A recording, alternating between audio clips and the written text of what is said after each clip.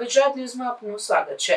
ચોમાસાના માત્ર ગણતરીના દિવસો બાકી હોય ત્યારે ડભોઈ નગરના કેટલાક વિસ્તારોમાં જર્જરિત મકાનો અને દુકાનો વહેલી તકે નોટિસ આપીને ઉતારી લેવા નગરજનોની માંગ ઉઠવા પામી। ડભોઈ પાલિકા જોખમી અને જર્જરિત મિલકતો સામે કાર્યવાહી કરવામાં ઉદાસીન। ડભોઈ નગરમાં વર્ષો જૂના જર્જરિત મકાનોનો પણ સર્વે કરવામાં આવે, દુર્ઘટનાની રાહ જોતું તંત્ર।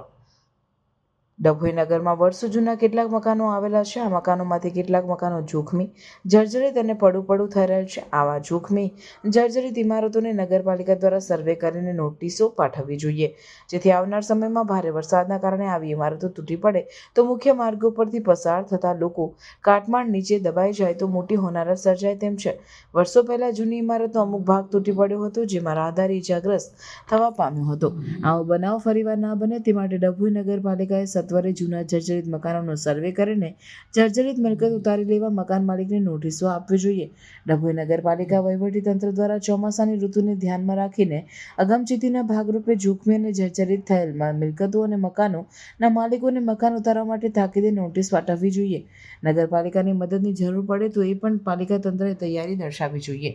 ડભોઈ નગરપાલિકા દ્વારા પ્રી મોન્સૂનની કામગીરીમાં ઝાડી ઝાંખરા અને વરસાદી ઘાસ સાફ સફાઈ હતી, પણ ડભોઈ નગરમાં વર્ષો જૂના જર્જરિત મકાનોનો પણ સર્વે કરવામાં આવે અને આવા મકાન માલિકોને નગરપાલિકા દ્વારા નોટિસ પાઠવવી જોઈએ તેમ ડભોઈના લોકોમાં જોખમી ઇમારતોને લઈ ચર્ચાઈ રહેલ છે।